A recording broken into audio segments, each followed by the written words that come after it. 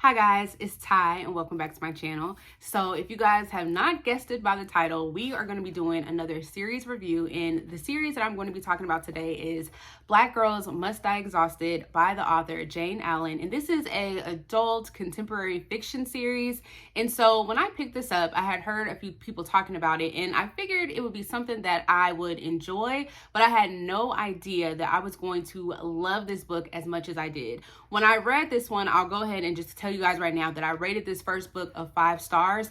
This book ended up in my most surprising books of 2022, so I'll have that video linked in case you guys want to check that out. But I love this one, so of course I immediately wanted to check out books 2 and 3, which obviously I did. So we are going to primarily focus on book 1 because I want to keep everything spoiler free. So I'll tell you guys all of my thoughts on book 1 and tell you guys some things about some of the other side characters in the book. I'll tell you guys some things that I liked, some things I didn't like, and then I'll touch on some smaller points in books 2 or 3. But like I said, I want to keep everything spoiler free. But we will go ahead and start off with book number 1. But the other 2 books in the series have Black Girls Must Be Magic and then Black Girls Must Have It All. Okay, so to start this off with Black Girls Must Die Exhausted, we are following our main character by the name of Tabitha, and she's in her early 30s. I want to say, I think she is 33 at the start of this. And she's in her early 30s. She is working at a news station as a news reporter.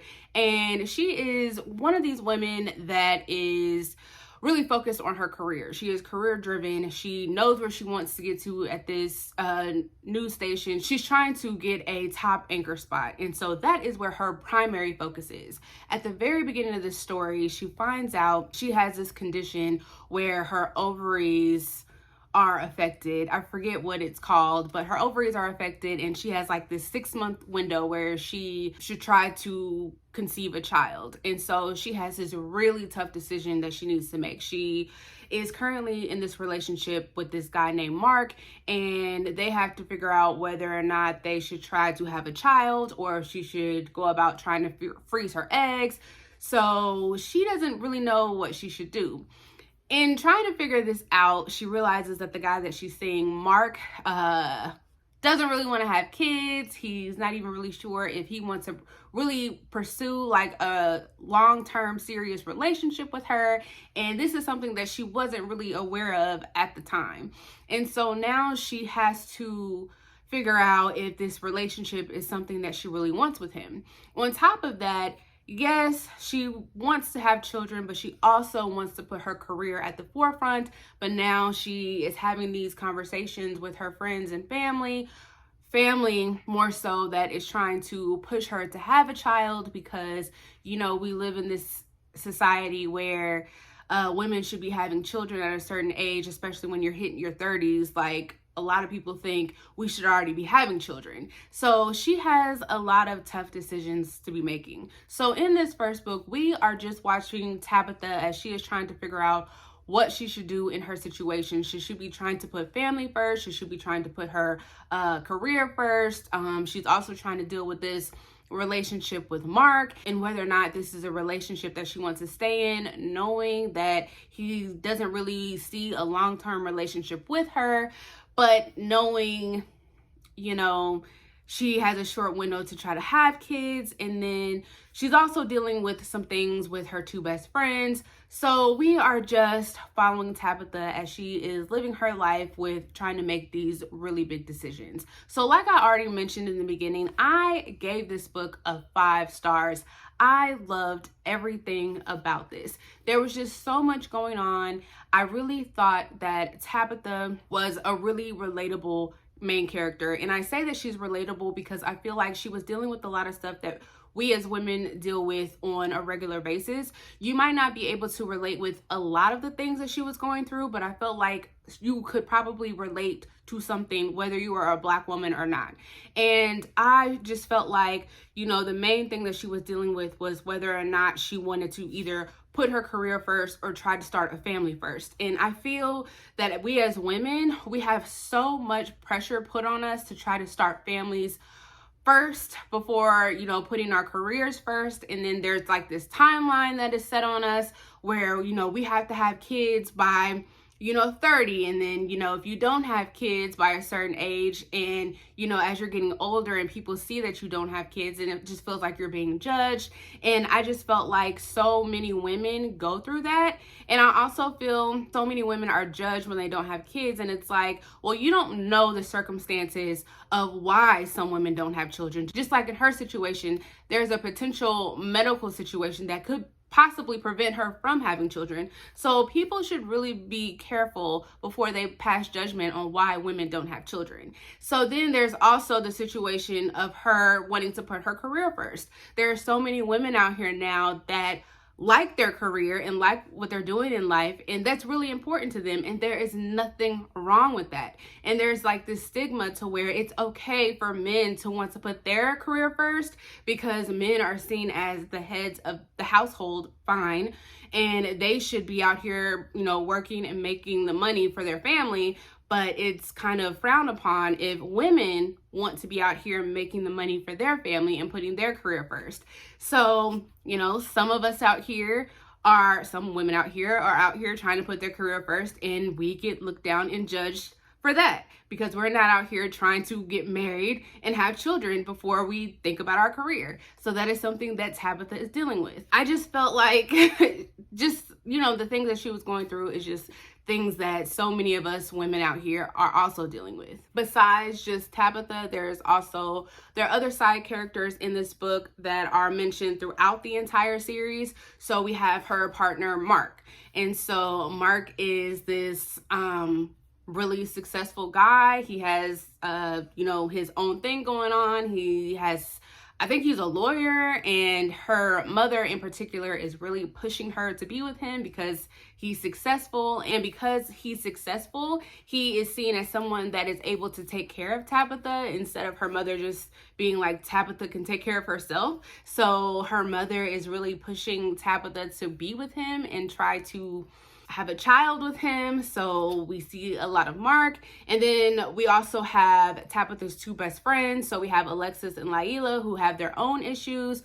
One of them is having marital issues and dealing with, like I said, some issues within her marriage. And then her other friend is dealing with some issues at their workplace, along with dealing with issues with trying to date. And so they have their own thing going on. We also see Tabitha interacting with her granny, and her granny's name is Granny Tab. And then Granny Tab has a really good friend by the name of Gretchen. They stay at this retirement home. And so we have Tabitha having some really great conversations with both of them. And I loved the character of Miss Gretchen because Miss Gretchen was in here dropping some knowledge on Tabitha throughout this book, which I absolutely loved. And so I loved anytime Tabitha was going to go see them at this retirement home because we just got some gems throughout this book. We also see Tabitha with her mother and her father. We get some backstory on their situation and why they were divorced. They are both remarried, and they both have different living situations now. And so we see the family dynamics between them. And then we also see Tabitha at her workplace at the news station, and her get closer to one of her coworkers by the name of Lisa. And we see Tabitha and Lisa navigate some of the issues that they are encountering at the news station. And so I just really loved all of the side characters and how they just played a part in Tabitha's life, and then how we got to see some insight into all of these side characters and how we had time to do all of that in this book. And so with this first book, like I said, I gave this a 5 stars because there was absolutely nothing that I did not like in this book. I thought that it was well paced. I thought that we got insight into all of these characters. We got to see Tabitha really think about all the decisions that she had to make. We got to see her process a lot of things. I liked how this touched on a lot of things in this book. Like I said, it touched on people that were having infertility issues, her trying to deal with the decision making on whether or not she put her family first or put her career first. It touched on infidelity. There was a part in here where it talked about mental health and suicide. There were even some moments in here, because our main character is mixed race. So it does mention in here at several points in this book about like racial profiling and how she feels when she goes out to certain places. And like, I think there was a part where she was going into a store and there was like a cop following her around, and how she feels when she gets stopped on the side of the road. So it just deals with a lot in this book. And this is just literally like less than 350 pages, but so much happens in here that I really enjoyed this first book. And like I said, a lot of the side characters I really enjoyed. I really enjoyed Miss Gretchen. She was dropping that knowledge and she was cracking me up. I loved her best friends, Laila and Alexis. They were hilarious. They had their own issues that were going on, but I just love their friendship group. They did not always get along, which that makes sense. You're not always going to get along with your friends, but they always seem to come back together and work everything out. Like I said, I really enjoyed this book. Now, when we get into books 2 and 3, so Black Girls Must Be Magic and Black Girls Must Have It All, these to me were okay. I gave both of these books 3 stars. We just continue to follow Tabitha throughout both of these books and just see the repercussions of her decisions from book 1. We just continue to follow her journey as she is dealing with her relationship with Mark, as she is dealing with her friendships with Laila and Alexis, and continuing to see them in their situations. Like I said, you know, one of her friends was having those marital issues, and then the other one was having like issues within her career and, you know, with dating. And then we're also following Tabitha as she is still continuing to have some issues with her job at the news station. So we are just continuing to follow basically Tabitha on her journey. I like to see Tabitha grow as a character, but I just felt like these 2 books were very surface level. They touched on a few things, but I just don't feel like it went into as much detail on those things as it did in book 1. And I just really wanted it to go into a lot more detail. Like, we didn't really go into a lot of detail with like the side characters anymore. We didn't see Miss Gretchen as much as we did in book 1. We didn't really go into a lot of her family dynamics between like her mother and father like we did with book 1. We continued to follow Tabitha and Mark's relationship, and by the time we got to book 3, I just felt like I still had more questions about their relationship. I felt like Mark had questions, so I was right along with him. And I just felt like for these 2 books, I just needed more. They were fine. If book 1 were to ended where it ended, I think I would have been fine. I think these 2 books, honestly, probably could have been wrapped up in an epilogue. And that would have been fine with me at the end of book 1. Like, we could have just got an epilogue about what happened in these 2 books. And that would have just been fine with me. I mean, I'm happy that I read them. Like I said, I enjoyed the character of Tabitha enough to continue on with these 2 books. And I would highly recommend the first book, Black Girls Must Die Exhausted. I would tell everybody to go ahead and read that first book.